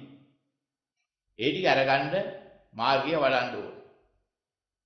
දහම් ශ්‍රවණය කරලා පළවෙනි අවබෝධය ලබා ගත්තාම ඔය දහම් දර්ශනයත් එක්කලා සතර අපා ගත වීමට හේතුකාරක වන රාග, දේශ, මොහ හටගන්න තිබිච්ච යම් සුභයි කියන අදහසක් ඇද්ද? අනිත්‍ය දුක්ඛ අනාත්ම වැටහීමේ මට්ටමට අන්නේ ටික බිඳිලා යනවා. ඒ මට්ටමට සම්මාදිට්ඨිය වෙනවා. සම්මාදිට්ඨිය යථා නුවණ ලැබෙනවා. අන්නේ යථා නුවණ ලැබෙනහම මොකද වෙන්නේ? අනුන්ගේ නැවත වාරයක් මාර්ගය අහන්න ඕන නැති තත්ත්වයටපත් වෙනවා. අවසාන අරිහත්ත්වයේ දක්වා යන ක්‍රමී මේකයි කියලා වැටහෙනවා. සකු르දාගාමි වෙන්නේ කොහොමද කියලා අහන්න දෙයක් නැහැ ඊට පස්සේ. අනාගාමි වෙන්නේ කොහොමද, අරිහත්ත්වයටපත් වෙන්නේ කොහොමද කියලා අහන්න දෙයක් නැහැ. අනුමාන නුවණට එළිය ගෝචරයි. මේ මූල ධර්මයේ අනිත්‍ය දුක්ඛ අනාත්ම අසුභ වැටෙනකොට මේකෙන් අත්හැරී නොඇලීමේදී කෙලවර වීමක් ඇද්ද, නිදහස් වීමක් ඇද්ද? එතන ඔය කියන්නා වූ තෙලීමක් නැහැ. දුක දුක්ඛයකුත් නැහැ, සංඛාර දුක්ඛයකුත් නැහැ, විපරිණාම දුක්ඛයකුත් නැහැ. මොකක් නිසාද? සංකතේට අයිතිවන්නා වූ ඔය දුක් තුන අසංකතේ නැති නිසා. නිවන අසංකතයි. රාගක්ඛයෝ, දේශක්ඛයෝ, මෝහක්ඛයෝ ඉමේ ධම්මා අසංකතා. රාගක්ඛයක්, ද්වේෂක්ඛයක්, මෝහක්ඛයක් ඇද්ද? අන්නේ දහමට කියනවා අසංකත. සකස් වෙන්නේ නැති එක. කාගක්සේ දෙසක්සේ මොහක්සේ. ඔන්න ඔය ටික තෝරා ගන්න මුලට. පිරිනිවන් පෑ අරිහතුන් වහන්සේ පංචස්කන්ධේම සෑයයි. ස්කන්ධ පරිනිර්වාණය උන්වහන්සේට ලැබුණාම යන්තරමක් අනිත්‍ය දුක්ඛ අනාත්ම තිබුණාද? සියල්ලෙන් නිදහස් වුණා. යන්තරමක් අසුභ තිබුණාද? මුළු ලෝකෙම අසුභයි. අසුභේ නිදහස් වෙලා ලෝකෝත්තර වුණා, පූර්ණ වුණා. අන්න එතෙන්ටයි අවසානයි පූර්ණ වෙන තැන. මෙන්න මේකේ මූල ධර්මයේ තේරුම් අරගත්ත කෙනාට කියනවා. ඉතලම අහපු ගාම හරි හරි කියලා හිතන්නේ නැතුව. අහුවන පස්සේ දැනගන්න ඕනේ සුතමේ ඥානෙ පහළ වුණා තේරුණා. මේ දහම් දේශනා කරනකොට ඒ දේශනාව අහලා ඔය අනිත්‍ය දුක්ඛ අනාත්ම අසුභ වැටහුණා නම් යම් මට්ටමකට මේ ශ්‍රවණය කිරීමේදී ඒ නුවණට කියනවා සුතමේ ඥානෙ. අන්නේ සුතමේ පඤ්ඤා කියලාත් ඔකට කියනවා. ඊට පස්සේ ඒ අනුසාරයෙන් විවිධ දේ ගැන මනසෙන් විමර්ශනය කළා බලනකොට ප්‍රඥාවෙන් විමර්ශනය කළා බලන්න පුරුදු වුණා. බාහිර තව තවත් දේ Tamanට ගෝචරේ වැටහෙන්න වුණා. ඒකට කියනවා චින්තාමේ පඤ්ඤා. තව සෝවාන් වුණේ නැහැ. මාර්ග අනුගාමිකත්වයට එන්නයි එන්නේ මේ. මාර්ග අනුගාමික වීමට අවශ්‍ය කරන මුල දැනගන්න. හැබැයි අර පෘථග්ජන මට්ටමින් ටිකෙන් ටික පරිණාම වෙවි යනවා ආර්ය පැත්තට. පළවෙනි ආර්ය පුද්ගලයා වෙන්නේ අන්න ඊළඟට. කවුද? සෝවාන් මාර්ග අනුගාමිකයා. මාර්ග අනුගාමිකයා වෙන්නේ ඊළඟ එකක් තියෙනවා. ඔන්න ඔය ටිකම තමයි ඇහුවේ දැන්. හිතෙන්, කයෙන්, වචනයෙන් ක්‍රියාත්මක විය යුතු හරිය මොකද්ද කියන්නේ? අන්න ඉතින්ට බැස්සහම භාවනාමය පඤ්ඤා කියන එක වැඩෙන්න පටන් ගන්නවා. අන්නේ වැඩෙන්න පටන් ගත්ත මාත්‍රිය පටන් සෝවාන් මාර්ග අනුගාමිකයා වෙනවා. තව ඵලී ලැබුවේ නැහැ. අන්නේ මාර්ග අනුගාමිකත්වයේ ඔය විදිහට එනකොට මොකද්ද වෙන්නේ? මේ සියලු සංඛාර පිළිබඳව ලෝකයට ඇති සියල්ල පිළිබඳව අනිත්‍යයි දුක්ඛයි අනාත්තයි අසුභයි කියන එක ඇත්ත නේද කියලා වැටහෙන්න පටන් ගන්නවා. මේ වැටහෙන්න අර ලෝකෙට තිබ්බ සුභයි කියලා දීලා තිබ්බ තීරණය වෙනස් වෙනවා. කොහේවා සුභ දෙයක් නැන්නේ. ඒක ඇත්තනේ. සුභ දෙයක් නැහැ කියන එක කියලා වැටහි එනවා. ඔන්නෝ වැටහෙන්න මොකද වෙන්නේ? යම් චන්දරාගයක් තිබුණා නම් ටිකෙන් ටික බිඳෙන්න පටන් ගන්නවා. ගෙවිලා යන්න පටන් ගන්නවා. මේ විදිහට ගෙවිලා යනකොට අපිට හුඟාක්ම වටිනාකමක් දීලා තිබිච්ච එකපාරට ගෙවෙන්නේ නැහැ. ඒ කියන්නේ හිතෙන් යම් කිසි යමක් දැනගන්න බලාපොරොත්තුවක් තියෙනවා. ඒ දැනගැනීමේ බලාපොරොත්තුව තමයි සියුම්ම බලාපොරොත්තුව. ඇහැරලා ඉන්න ඕනේ බලන්න ඕනේ වටපිට මොනවද තියෙන්නේ මොනවද කියලා දැනගන්න ඕනේ. තව විදිහෙන් කියනවා ජීවත් වෙලා ඉන්න ඕනේ. ඒක තමයි ලොකුම බලාපොරොත්තුව. සත්වයේ. ඔය බලාපොරොත්තුව විතරක් තියෙද්දි අනික ගෙවිලා ගියෝ. එයා අරූප බඹතලයේ උපදිනවා. ජීවත් වෙන බලාපොරොත්තුව තියෙන නිසා. ඊට පස්සේ ඊළඟ මෙහා බලාපොරොත්තුවක් තියෙනවා. මේ ජීවත් වෙලා ඉඳගෙන විවිධ දේවල් පිළිබඳව රසාස්වාදයන් විඳිනවා. විඳින බලාපොරොත්තුවක් එනවා. දිවෙන් නාසයෙන් ශරීරයෙන් ලබන ආස්වාද විඳින බලාපොරොත්තුවක් තියෙනවා. අන්න ඒ ටික කාම ලෝකයේ ඇසුරු කරන බලාපොරොත්තුවක් වෙනවා. ඒ කාම ලෝකයේ ඇසුරු කරන්නේ දිවෙන් නාසයෙන් කයෙන් එනම් ඒ ඉන්ද්‍රිය තුනෙන් කාමාස්වාද විඳීමට තියෙන බලාපොරොත්තුව අත්හැරලා ගිය කෙනෙක් ඉන්නවා. නමුත් තව ඇහෙන් කනින් ගන්න හරියක් තියෙනවා. බුදු පියාණන් වහන්සේ දකින්න ශ්‍රාවකයන් වහන්සේලා දකින්න සාන්ත පරිසරයක් දකින්න එහෙම පරිසරයක ටික කාලයක් හරි ඉන්න ඔහොම බලාපොරොත්තු තියෙනවා නම් ඔය පරිසර සුන්දරත්වයක ඉන්න පරිසර ආස්වාදයක ඉන්න රූපාවචර ආස්වාදය යා රූපාවචර වම මට්ටමේ ඉන්නවා ඊට පල්ලෙහාය කාමාවචර මට්ටමේ ඉන්නවා. එහෙනම් වටිනාකම අපි ওই ක්‍රමයට දීලා තියෙන්නේ. අපේ මනස වටිනාකම් මට්ටම් දීලා තියෙන්නේ. එකින් එකට මට්ටම් අඩුයි. ඔයිට පල්ලෙහා මට්ටමක් තියෙනවා සතර අපාය කියන. නිරේ, പ്രേත විශේෂ, තිරිසන් යෝනිය, විනිපාතික අසුර කියන. හැබැයි මේකට නම් අපි කැමති නෑ. කොහොමවත් ප්‍රියමනාපයෙන් ඉතින්ට යන්න. ඒක බලාපොරොත්තු වෙන්නේ නෑ. හැබැයි ඒක බලාපොරොත්තු වෙන්නේ නැති වුණාට ඒක මහ දුකක් කියලා තේරෙනවා. බල්ලෙක් එහෙම වෙන්න කැමැති දැහුවොත් එහෙම කවදාවත් ඒ පැත්තට කැමැත්ත තියන්නේ නැහැ. ඒවට වටිනාකම හොඳටම බහැලා තියෙන්නේ. හැබැයි ඒ වුණාට බල්ලෙක් වෙන්න තියෙන හේතුව අත්හැරලා නැත්නම් කවදා හරි මේ ධම් දකින්නකොට පටිච්ච සමුප්පාදයට අවශ්‍යයි ඔය කියන ධම් දකින්න. අනිත්‍ය දුක්ඛ අනාත්ම අසුභ වැටහෙනකොට පටිච්ච සමුපාදයේ තුලින් තමයි වැටහෙන්නේ. ඒ නිසා ඒ ටික වැටහෙනකොට පටිච්ච සමුපාද ක්‍රමවේදයක් ඔහු දකිනවා. අන්න ඒතකොට දකිනවා. යම් කිසි නිරේ જાතියක උපදිනවා. ඒකත් පටිච්ච සමුප්පන්න ක්‍රමවේදයකින් යන්නේ. പ്രേත කියන જાතිය උපදිනවා. ඒකත් පටිච්ච සමුප්පන්න ක්‍රමයෙන් යන්නේ. තිරිසන් කියන જાතියක උපදිනවා. ඒකත් පටිච්ච සමුප්පන්න ක්‍රමවේදයකින්මයි යන්නේ. විනිපාතික අසුර කියන જાතිය උපදිනවා නම් ඒකත් ඔය කියනවා පටිච්ච සමුප්පන්න ක්‍රමයෙන්මයි ක්‍රියාත්මක කරලා යන්නේ. මෙන්න මේ ක්‍රමවේදයේ දැක්කට පස්සේ මහා භයානක තැනක් දකින්න. ඒ සතර අපාය කියලා දකින්න. මෙන්න මේ සතර අපාය පිළිබඳව කොහොමවත් ප්‍රිය කරන්නේ නැහැ. බලාපොරොත්තු වෙන්නේ නැහැ. තමන් එතෙන්ට යන්න බලාපොරොත්තු වෙන්නේ නැහැ. ඒක හොඳයි කියලා ගන්නෙ නැහැ. ඒ දුක්ඛද සිහි කරනකොට දකින්නවා. මහා දුක්ඛයක් විඳින්න තියෙනවා කියලා. දුක්ඛය අප්‍රමාණයි අනාතයි. මහා අනාතයි. මෙන්න මේ ටික දකින්නකොට යම් කිසි මරවුගලා පෙන්නලා ඒ පැත්තට යන්නේ හේතු වෙන්නා වූ ආස්වාදයක් පෙන්නලා මුලා මත් වීමකින් ඒ පැත්තට යනවා කියලා දැක්කොත් ඒකයි එතෙන්ට යන්නේ හේතුව කියලා පරිත්‍යාසම්පන්නව දැක්කම ඒකට වටිනාකම බස්සව ගන්න ඉතාලම කැමැත්තෙන් ඉඳ ටික වෙනවා. අනිත්‍ය දුක්ඛ අනාත්ම අසුබ බලනකොට අර චන්දරාගේ නැත්නම් අර සුභයි කියන විදිහේ වටිනාකම අඩු වෙන්න ගියහම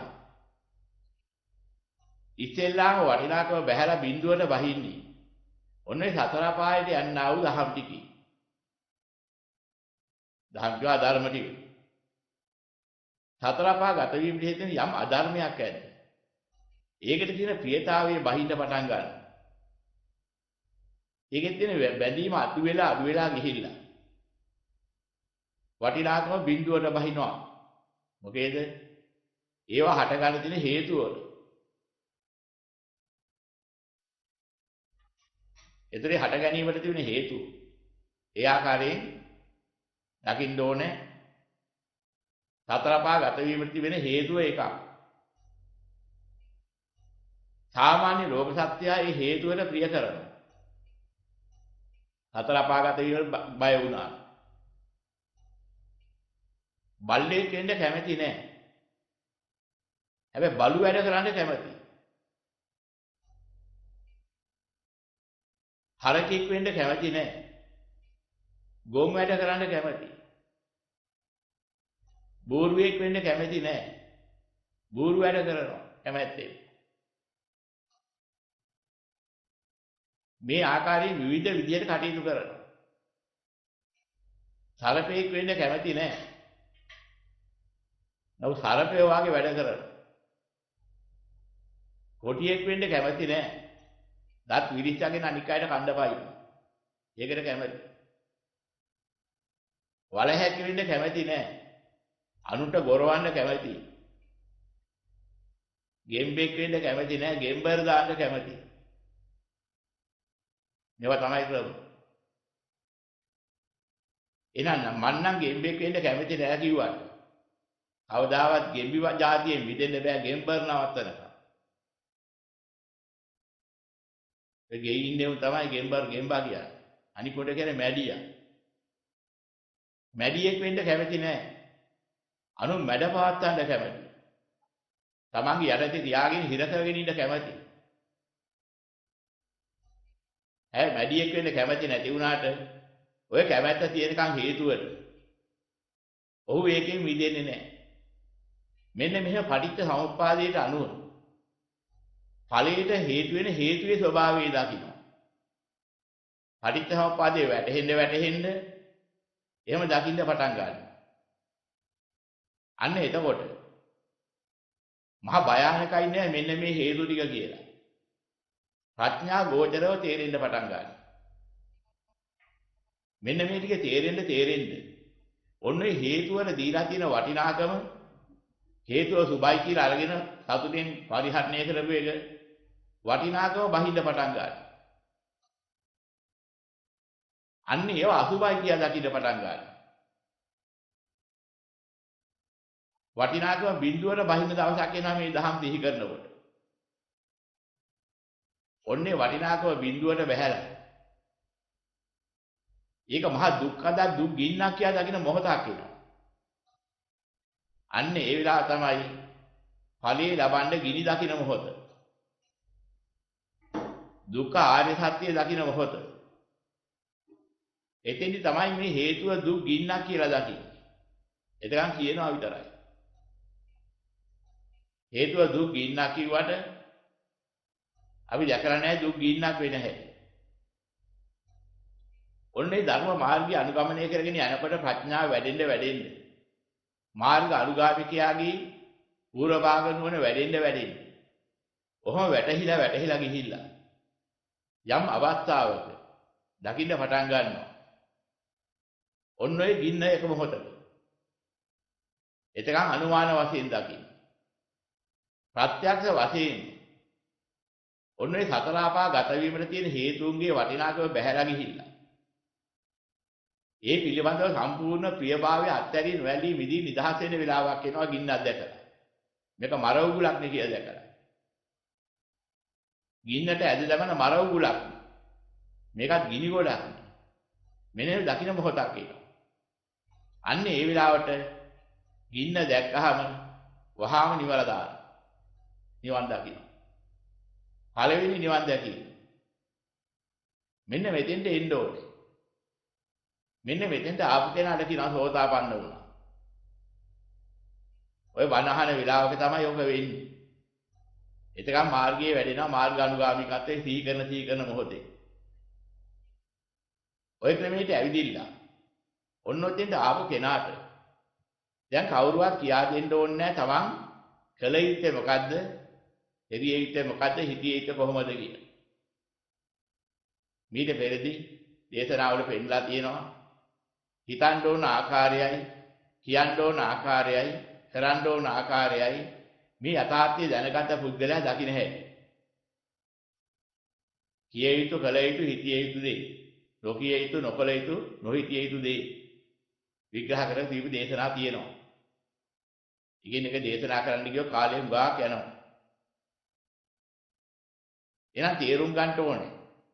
මෙන්න මේ ටික දැක්කහම මේ මෛත්‍රිය පුල් කරගත්තහම ඒ මෛත්‍රිය මේ ලෝක සතුන් කෙරෙහි මහා දයානුකම්පාවකින් මතුවෙන දෙයක්.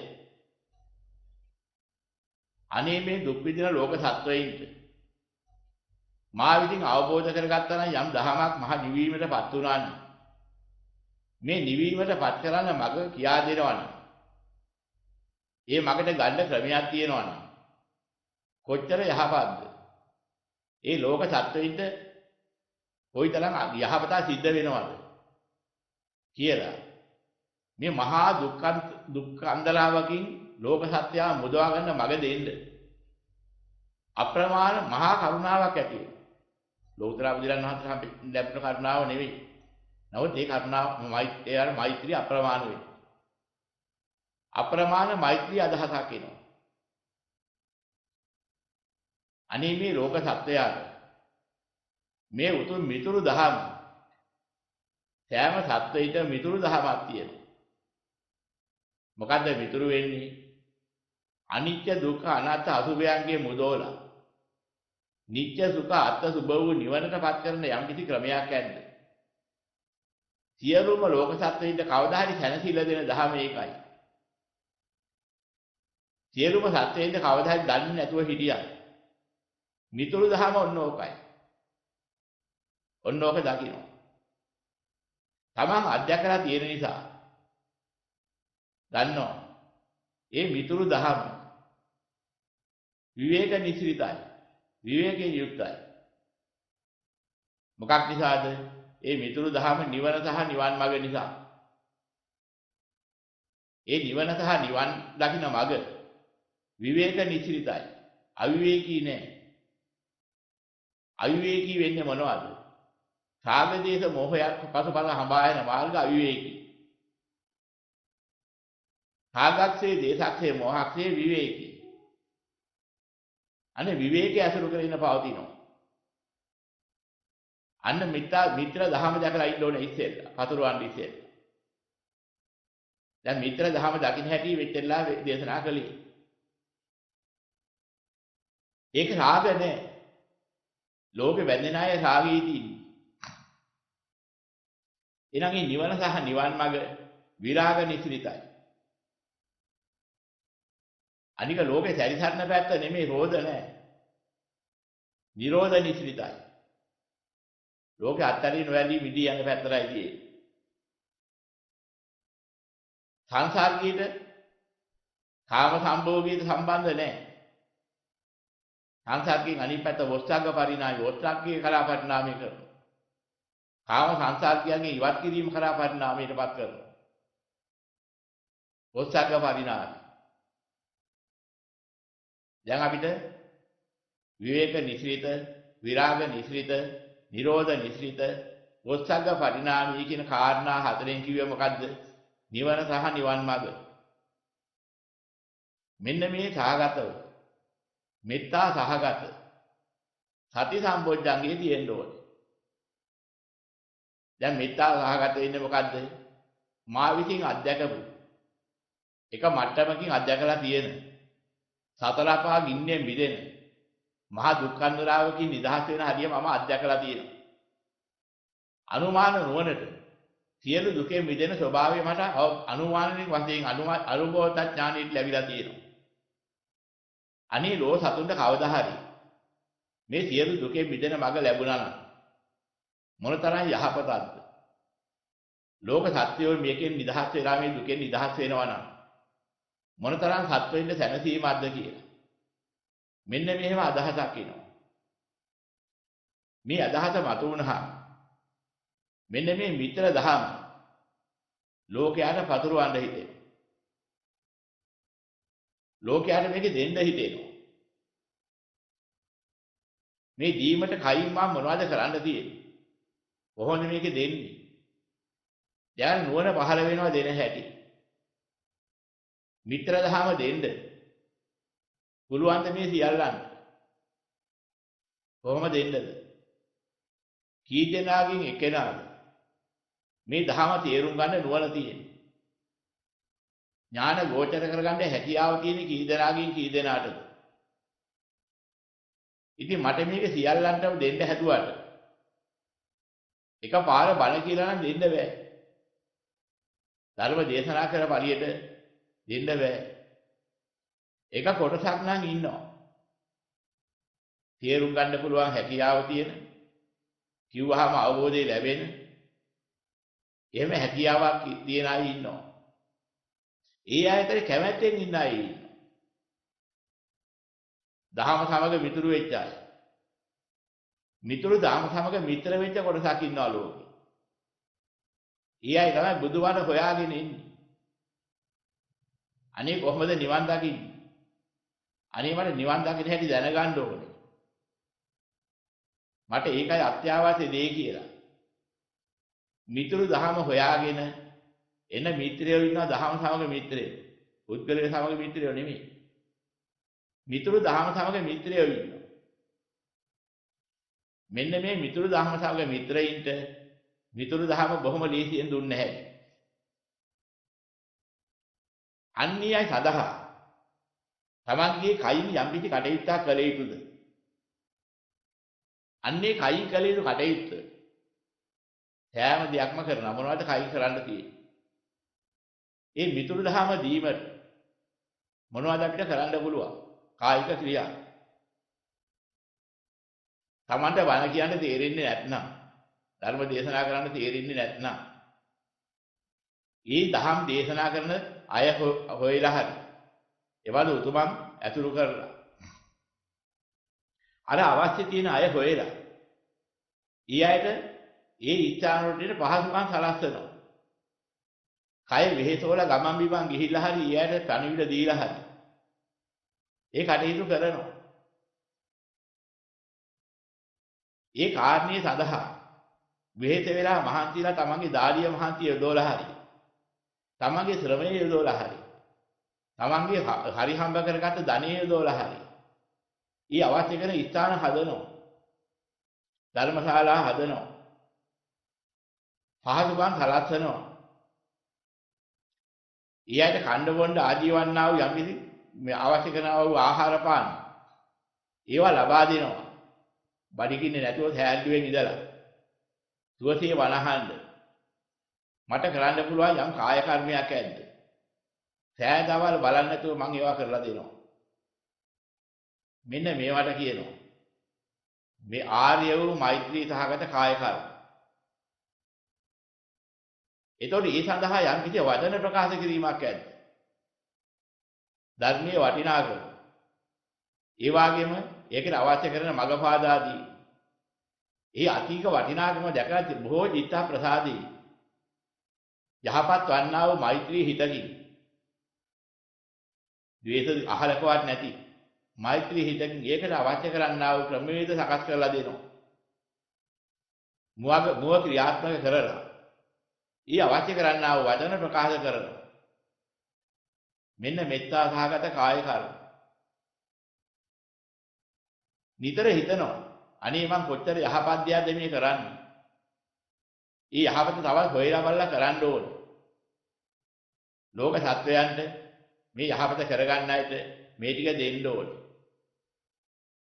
ඒ සඳහා හිතෙන් මෙහවල යම් කටයුතු කරනවාද ඒ ටික කරලා දෙනවා. මෙන්න ලේසිම හරි.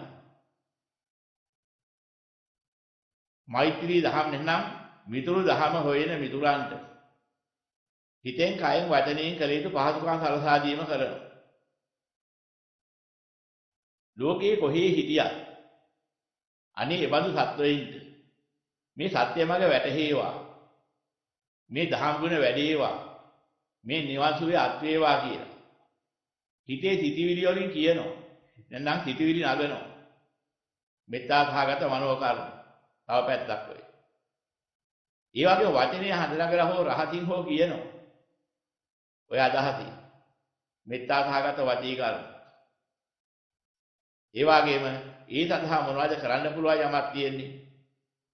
යම් කිසි ආකාරයේ පිරිස එකතු කරලා හරි මෙත් භාවනා කරවමු කියලා හරි ඒ සඳහා කායික ක්‍රියා කරලා හරි අප්‍රමාණ රෝග සත්‍යයෙන් නිසා ඒ සාන්තිය පතුරවනවා. හිත සාන්තිය. මෙත්තා සහගත කාය කර්මයේ වලටයි. මෙන්න මේ ටික කරන්න තමන්ට මොකද්ද ලැබෙන්නේ? ওই ටික කරන්නේ හැම මොහොතක් ගානේ සතිය මුල් කරගෙන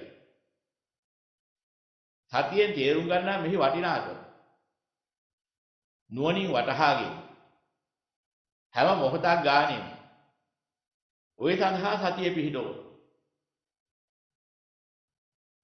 නියම යථා සීනුවන කියන්නේ ඒකට. ලෝකේ අල්ලගන්න බැඳෙන්න කුණු ගොඩවල් පස්සේ යන්න නෙමෙයි සීනුවන ගන්න. ඔන්න ඔය යථාර්ථය. මෙන්න මේ සඳහා ගන්න යම් සිහියක් ඇද්ද? ඒක තමයි සති සම්බොජ්ජංගේ. මෙත්තා සහගත සති සම්බොජ්ජංගේ වඩනවා කියෝන්න ඕකයි. Tamanටත් සති සම්බොජ්ජංගේ වැඩි සතිපට්ඨාන භාවනාව වෙනවා. ඔය ටික වඩනකොට. ඊට පස්සේ මොකද කරන්නේ? හොඳ සිහිනුවන ඇතුව දේශනා කරන දහම් තමනුත් අහනවා. අර අන්නේ පිළිසර අහන්දා සලස්සනවා. දිව්‍ය බ්‍රහ්මාදී යම් කිසි කොටසක් ඇන්නා. ඒ සියල්ලෝ තනි මේ දහම් ශ්‍රවණය කරත්වා කියලා සිතෙන් පතුරවන අදහස්. ඒකට අවශ්‍ය කරන කටයුතු කරනවා. අනේ දේවතාවෝ හෝ වේවා, දිව්‍ය බ්‍රහ්මාදීන් වේවා, මේ දහම අහලා අවබෝධ කරත්වා යහපත කරගනිත්වා කියලා අදිස්ථානයේ පතුරවනවා.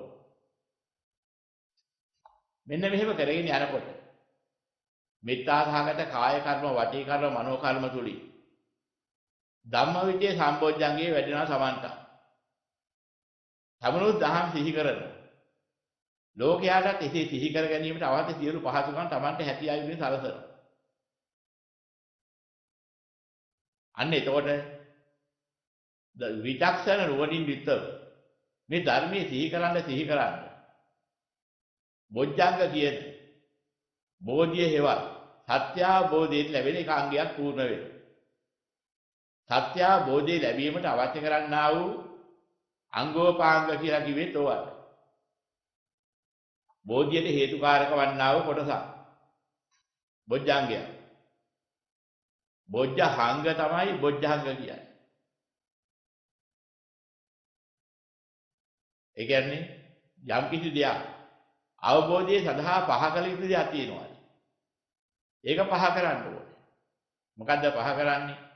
අවබෝධය සඳහා මුට්ටා සතිය පහ කරන. සම්මා සතිය වඩන. ආවිදෙන් නම් මිච්ඡා සතිය පහ කරනවා. සම්මා සතිය වඩනවා. මිච්ඡා සතිය තියෙන්නේ ලෝකේ පැත්ත හොඳයි කියන එක. දහම් පැත්ත හොඳයි කියලා සම්මා සතිය ගන්නකොට මිච්ඡා සතිය විදිලා යනවා. අන්න ඒතකොට අපි කරන කොටස. ඕකේම එකක් කරනකොට අනිත් ටික ඔක්කොම තියෙනවා. දැන් අපි ආවේ සම්මා දිට්ඨියකට. සංකීර්ණ එකතුවෙන් එන ලෝකයෙන් මිදීම සඳහා යමක් දැකිය යුතුද? අන්නේ දැකිය යුතු ධහම දකින්න තෙන්ටයි ආවේ. ඒ ධහමයි දකින්නේ. ඒ ධහමයි ලෝසත්තුන්ට ලැබෙන්න සලස්සන්නේ. මෙන්න මේ ටික කරගෙන යනකොට අර කියන ධම්ම විචේ සම්බොජ්ජංගිය වැඩිලා. ওই නිවනට හේතු වෙන්නා වූ ආකාරයේ පිහිටනවා. යථා බෝධි ලබන්ට හේතු වෙන්නා වූ කොටසක් වෙනවා. ඒකත් අපි ඇති කොයි භාවනා වඩනකොට සිද්ධ වෙනවා. අපි ඒ සඳහා යම් උත්සාහයක් වීර්යයක් කරනවා. ඒ සති සම්බොජ්ජංගේ යුක්තව ඒ විචක්ෂණ නුවණින් යුක්තව දහම් වටහා ගත්තාම පිරිසල වටහා ගන්න මගපාදා දුන්නාම අනිත් ලෝක සත්‍යයන්ට ලැබේවා කියන ආශිර්වාද පැතුම් පදනකොට යහපත සිද්ධ කරනකොට අපේ මනස තුල යම් ව්‍යාපාද සංකල්පනාවක් තිබුණා දුර වෙලා යනවා. ඒතොර ඒවා දුර වෙලා යන්න පටන් ගන්නවා. හිංසා පීඩා සංකල්පනා දුර වෙලා යනවා. කාම සංකල්පනා දුර වෙලා යනවා. සම්මා සංකප්ප කියන මාර්ගාංගයේ එක පැත්තකින් වැඩෙනවා. එතකොට බෝධියට හේතු වෙන්නා වූ යථාබෝධියට හේතු වෙන්නා වූ කොටසක් වශයෙන් කරන උත්සාහයක් වීර්යයක් ඇද්ද මේ සඳහා. අන්නේ සම්මා වායාම මාර්ගාංගයක් වැඩෙනවා. මොකක් නිසාද? ඔය මාර්ගය යන කෙනාට යම් අකුසලයක් නූපන්නේද නූපදීම යනවා. උපදින්නේ නැහැ. උපන් අකුසලයක් ඇද්ද ගෙවිලා යනවා. නූපන් කුසලයක් ඇද්ද උපදිනවා. උපන් කුසලයක් ඇද්ද වැඩි දියුණු වෙනවා. ඒ සඳහායි මේ උත්සාහයේ වීර්යය දෙන්නේ. මෙන්න මේ කෙරෙන්නා උත්සාහයක් වීර්යයක් ඇද්ද අවබෝධයට හේතුකාරක වන කොටසක් නිසා විරිය සම්බොජ්ජංගය කියලා එකට කියනවා. අන්නේ සම්බොජ්ජංගයත් වැඩෙනවා. ඒතර මොකද වෙන්නේ? වැඩෙන්න තමන්ගේ කටයුත්ත හරියනවා. තමන්ගේ අවබෝධය පුළුල් වෙනවා. එතකොට මොකද්ද මේ ඇති වෙන්නේ? නිරාමිස ප්‍රීතිය හේවා. මේ පංචකාම ප්‍රීතිය වෙන් වෙච්ච දහමේ ප්‍රීතිය ඇති වෙනවා. දහම නිසා හටගන්න ප්‍රීතිය. යථා ධර්මයේ නිසා හටගන්න ප්‍රීතිය හටගන්න. මෙන්න මේක අවබෝධයේ හේතුකාරක වන කොටසක් වෙනවා. බොජ්ජංගයක් වෙනවා. මෙන්න මේකට කියනවා ප්‍රීති සම්බොජ්ජංගේ වැඩෙනවා කියලා. ඒතර ගත හිත 10 මිදෙනවා. හරි සාන්ත බවටපත් වෙනවා, සැහැල්ලු වෙනවා. මෙන්න මේ සැහැල්ලුව එනකොට දහමට නැඹුරු වෙනවා තව තවත් වැඩි. පස්සද්ධිය කියන්නේ සැහැල්ලුව. ඔන්නේ සැහැල්ලුව ලැබෙන්න ඊටමත් ලේසි පහසුයි ඒ මඟ අනුගමනය කරන්න. දැන් සුඛාපටිපදාකින් තත්ත්වයටපත් වෙනවා. සුඛ ප්‍රතිපදාවක් වෙනවා සැහැල්ලුව. පස්සද්ධිය කියන සම්බොජ්ජංගේ වැඩෙනවා. නිවනට හේතුකාරක වන අවබෝධයේ පුළුල් කරන්න හේතු වෙන්නා වූ කොටස වැඩෙනවා. පස්සද්ධි සම්බොජ්ජංගේ. එතකොට සති සම්බොජ්ජංගේ, ධම්මවිචේ සම්බොජ්ජංගේ, විරිය සම්බොජ්ජංගේ, ප්‍රීති සම්බොජ්ජංගේ, පස්සද්ධි සම්බොජ්ජංගේ. ඒ පහක් වැඩෙනවා. එතකොට මොකද වෙන්නේ? ලෝකේ අල්ලා ගන්න නැතුව අත්හැරින් වැළී මිදී යනකොට ලෝකේ නිසා සංකතයන් පස්සේ යාම නිසාම ඇති වෙච්ච ඇලීමයි ගැටීමයි දෙක බුලාවිය කොටසකුත් සමග බිඳිලා යනවා. මෙන්න මේ ටික බිඳිලා යනකොට මොකද වෙන්නේ? යම් තැනක ඇලීමක් නැද්ද ගැටීමක් නැද්ද? අන්න එතන සාන්ත වෙනවා, සමාධිගත වෙනවා. මොන සමයේද ඇදිලා හිටින්නේ? ආර්ය සමයට හේවත් නිවන් සමයට. නිවන මුල් කරගෙන සාන්තියට ඇදිලා හිටිනවා. දකින්න යම් සත්වයක ඇතනම් අනේ නිවන් සුවේටමපත් වෙත්වා. නිවනේ සැනසීමම ලබත්වා කියලා. සත්වයන් කෙරෙහි හැඟීම ඇති වෙන්න පටන් ගන්නවා. මොනම 1000 ගින්නක්වත් සත්වයන් කෙරෙහි ඇති වෙන්නේ නැහැ. දැවිලා තරහක් එන්නේ නැහැ. ගහන්න බයින්න හිතෙන්නේ නැහැ. නිന്ദා පහත කරන්න හිතෙන්නේ නැහැ. ඔන්න ඔය හිතවිලත් එක වැඩෙනවා. මෙන්න මේ වැඩෙන සමාධියක් එනවා. අප්‍රමාණ රෝග සත්‍යින්ද පැතිරෙන මේ සමාධියට කියනවා මෙලොවම ලබන අප්‍රමාණ මෙත්තා සහගත චේතෝ විමුක්තිය. ආර්ය සමාධියත් එක්ක එනවා. සමාධි සම්බොජ්ජංගේ. මෙන්න මේ සම්බොජ්ජංගේ එක වැඩුණහම උපේක්ෂා කියන වචනයක් තියෙනවා. විවිධ අර්ථ තියෙන එක. ඒ උපේක්ෂාව කියන එකේ අර්ථ තියෙනවා විවිධාකාරයි. ඔතන පෙන්නන්නේ මොකද්ද? නිවනටපත් වුණ කෙනාට තමයි යම්කිසි කොටසක් අත්හැරින්න වැළී මිදී ගියා නම් තමන්ට තිබෙන කොටසක් තමන් ඉෂ්ට කළා නම් මා විසින් කළ යුතු උපරිම යුතුයකමක් මා ලෝකෙට ඉෂ්ට කළා කියන චිත්ත ප්‍රසාදයක් එනවා. ඒ සමග ඒක අඩුපාඩුවක් නැතුව මම කළ නිසා මම නිදහස් කියලා අදහසක් එනවා. මම ලෝකයට ණය නැහැ. ඒ වගේ මගෙන් ඉටුව යුතු සේවය මම කළා කියලා. එක්තරා නිදහස් ස්වභාවයකටපත් වීමක් වෙනවා මනස. මහා තන්පත් බවක් කියලා නිශ්චල බවක් කියනවා. මෙන්න මේකද කියනවා උපේක්ෂා සම්බොජ්ජංගේ. මගෙන් ඉටුව යුතු යමක් නැත්නම් මම ලෝකෙට කරලා දීලා තියෙන්නේ.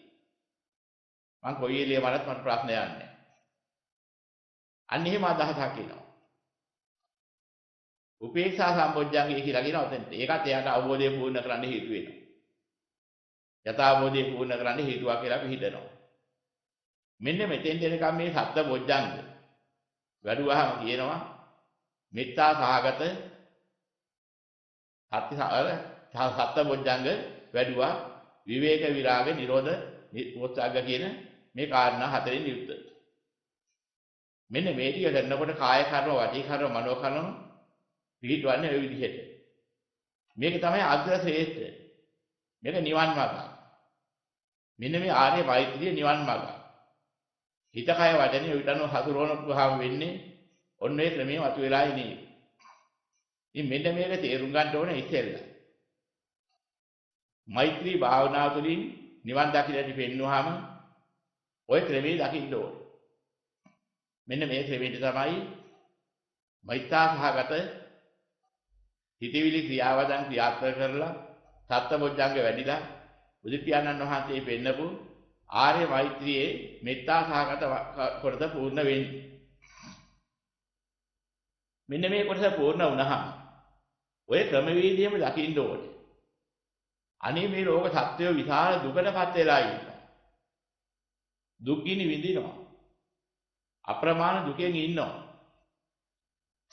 ඉතින් මේ දහමට මිතුරු වෙච්ච පිරිසට මේව ලේසි වුණාට ඒකට නැඹුරු වෙලා නැති මේ කෙලවරක් නැති සසර දුකට බැඳිලා හැදිලා යන පිරිසට මොනවා කරන්නද?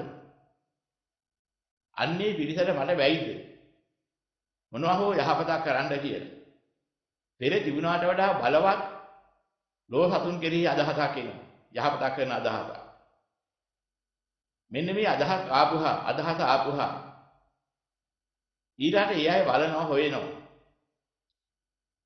මේ දහමට තව මිතුරු වෙලා නැති.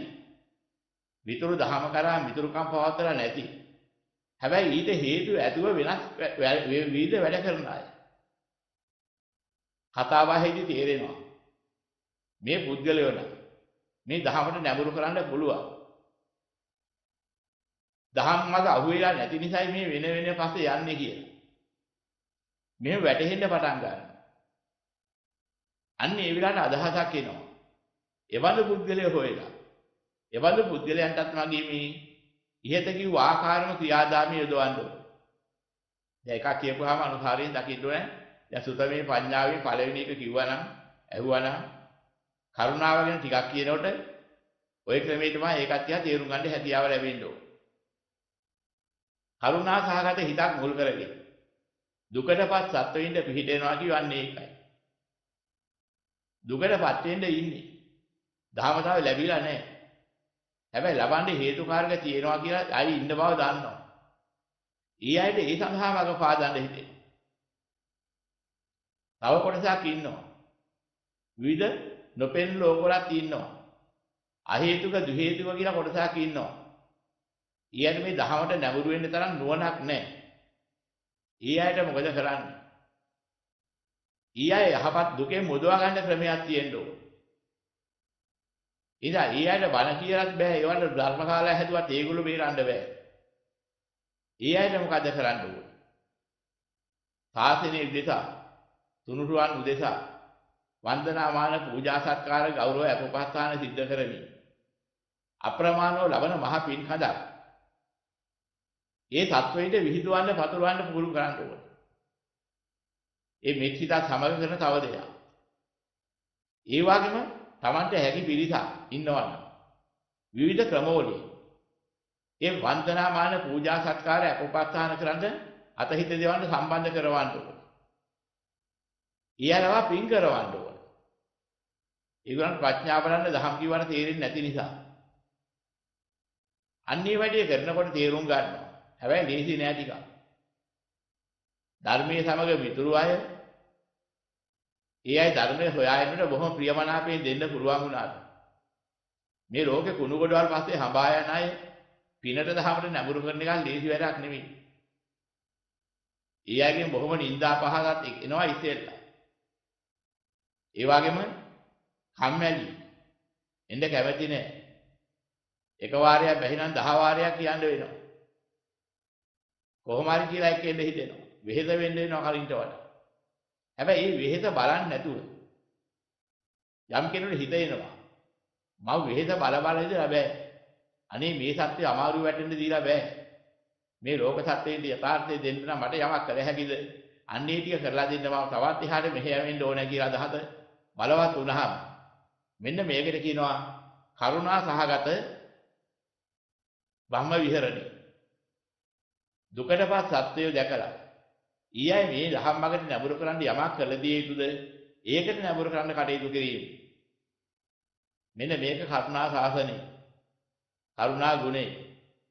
මෙන්න මේ කරුණා බ්‍රහ්ම විහරණය මුල් කරගෙන අර පෙර කිව් විදිහට නැඹුරු කරන්නේ මොකක් නිසාද? දෙව්ලොව දිව්‍ය සම්පත් විදෝ ඉන්න නෙමෙයි. බ්‍රහ්ම ලෝකයට යවලා බ්‍රහ්ම සම්පත් විදෝ ඉන්න අතරමං කරන්නවත් නෙමෙයි. හැබැයි දිව්‍ය බ්‍රහ්ම කියන සුගති ගතිය ඕනේ. ආයු වර්ණ සැප බල නුවණ ලබන්න. සුගතියක ඉන්න කෙනෙක්මයි නිවන් දකින්නේ. එහෙනම් සුගතිගාමී කරවන්න බලාපොරොත්තු වෙන්නේ නිවනට උපනිශ්‍රේ වෙන නිසා කියන අදහසින් තමයි මේ කරන්නේ. පැතුමක් පතනවා නම් ඔවුන්ට සුගතිගාමීව නිවන් මාර්ගට උපනිශ්‍රේ වේවා කියන අදිෂ්ඨානය තියලා. එහෙම කරන්න පටන් ගන්න. අන්න එතකොට කරුණා සහගත චේතෝ විමුක්තියත් වැඩෙනවා. ඒ මග වැඩෙනකොට තමන්ගේ මනස කලින්ට වඩා පුළුල්.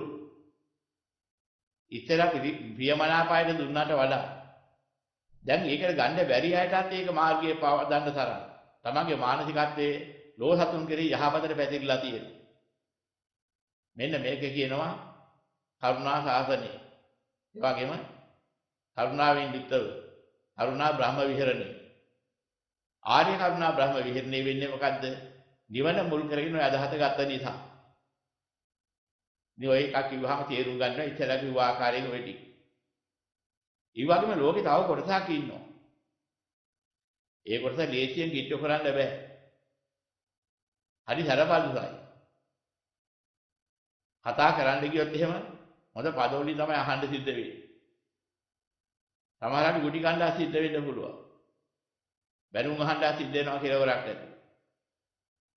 ඒ ඔක්කොම කරද්දී ඒවා ඉවසගෙන මොන තාලින් හරි යම් කිසි යහපත් සම්‍යක් ප්‍රයෝගයකින් හරි මේ පුද්ගලයා අනේ කොහොම හරි මේ දුකේ නිදහස් වෙන මගට යොමු කරන්න කියනවා නම් මොහොත කොච්චර යහපතක් වෙනවද? මට ඔහෙ වැන්නා. මට ඕනවා කිව්වා කමක් නැහැ කියලා. මෙන්න මෙහෙම ගති ලක්ෂණයක් අරගන්න පුළුවන් නම් ඒ හිත කලින්ටත් වඩා බලවත්. සාමාන්‍ය කෙනෙකුට ලේසියෙන් කරන්න පුළුවන් දෙයක් නෙවෙයි. අන්නේ හැකියාවක් ලැබිලා ඔය ඉහෙත කිව්ව ආකාරයෙන්ම එවන්ු සත්‍යයේදී යහපත කරන්න මෙහෙ ඇවෙන්න පුළුවන් නම් මෙන්න මේකට කියනවා මුදුතා බ්‍රහ්ම විහරණය. සැඩපරද සත්‍යය මුදුමලක් පාටපත් කරලා ගන්න පුළුවන් හැකියාව ලැබෙනවා. ඒ ක්‍රමයෙන් කරන්න පුළුවන් හැකියාව කරලා දෙනකොට එහෙම වෙනවා. ඒතර මොකද කරන්නේ? අන්තිමට දකින්න දෙයක් තියෙනවා. මට මීටියා ලෝකෙට කරන්න දෙයක් නැහැ. කලේ යමක් ඇද්ද? පුළුවන් ටික කරලා දුන්නා. සමහරෙකුට මේක ගන්න බෑ. ඒ ඇකෙහි මම මොනවා කරන්නද? මට පතුරවන්න තියෙන මෙතත් පැතිරෙව්වා. කරුණාවත් දියත් කළා. බුදුතා ගුණයක් තියාගෙන යවුවා. පැතිරෙව්වා. කලේ යමක් කරලා දුන්නා නම් මේ දිහා වෙන මොනවා කරන්නද? මගේ ජීවිතය යම් හරයක් සඳහා කැප කළාද රෝග සත්‍යයට ඒක මම කළා කියලා හිතන් සුටු වෙලා නිදහස් වෙන්න පුළුවන්. අන්නේ නිදහස් මානසිකත්වයේ ආවම කියනවා උපේක්ෂාවටපත් වුණා. උපේක්ෂා බ්‍රහ්ම විහරණය. අරිහතුන් වහන්සේට උපේක්ෂා බ්‍රහ්ම විහරණේ තියෙනවා. අනාගාමී කෙනාට මුදුතා බ්‍රහ්ම විහරණේ වැඩෙනවා. බොහෝ කොට එන දෙයක්. කරුණා බ්‍රහ්ම විහරණය සකෘදාගාමී කෙනාට බොහොම ප්‍රත්‍යයයි.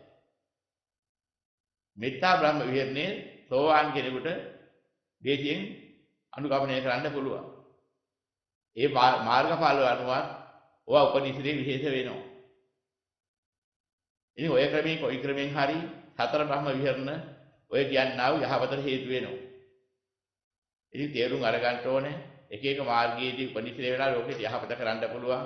නමුත් මේ අරගෙන අනාගාමී වැනි කෙනෙක්ම නෙමෙයි ඔය කියන්නේ. ඒ අනාගාමී මාර්ගයේ ස්වභාවයක් මම කිව්වේ ওই විදිහට කරන්න පුළුවන් කියලා. ඒ මාර්ගය යන අයට මේ බ්‍රහ්ම විහරණ මාර්ගයේ මුල්තා බ්‍රහ්ම විහරණ පහසුයි. අරිහත් මාර්ගය යන අයට උපේක්ෂා බ්‍රහ්ම විහරණේ පහසුයි. නමුත් සෝවාන් පුද්ගලයාගේ පටනුත් ඔය කියන ආර්ය වූ සතර බ්‍රහ්ම විහරණ ප්‍රගුණ කරන්න ඕනේ ප්‍රගුණ කරන්න පුළුවන්. ඉතින් ඔය ක්‍රමයට ප්‍රගුණ කරගෙන යන්න එතකොට දැන් වැටහෙන්න ඕනේ හිතෙන් කයෙන් වචනයෙන් ආර්ය මෛත්‍රිය තුලින් ඔය කියනවා සතර බ්‍රහ්ම විහරණ වඩන ආකාරය හිත කය වචනේ අනුකූලව කටයුතු කරනකොට නිවන් දකින්න ආකාරයක් හොඳට පැහැදිලි ඇති. දැන් ඔය ආකාරයෙන් තේරුම් අරගන්න ප්‍රශ්නයක් ගැටලුවක් තියෙනවා නම් නැවත වතාවක් අහලා නැවත සුද්ධ කරගන්න. දැන් නම් මේ කරපු දේශනාව නැවත නැවත අහන්න ඕනේ. එකපාරට කිව්වහම තේරෙන්නේ නැත්නම් 7-8 වතාවක් හරි අහලා තවත්